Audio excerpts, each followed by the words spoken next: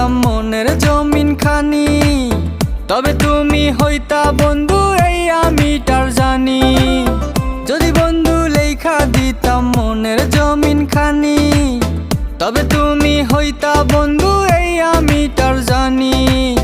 বুঝি নাই রে মনের ভিতর করছি প্রেমের চাষ, তোরে নিয়া চাইছি করতে সুখের বসবাস। যদি পর মানুষের ঘরে তোমার বসবাস, আমায় কেন ভালোবাসা করলা জিন্দা লাশ।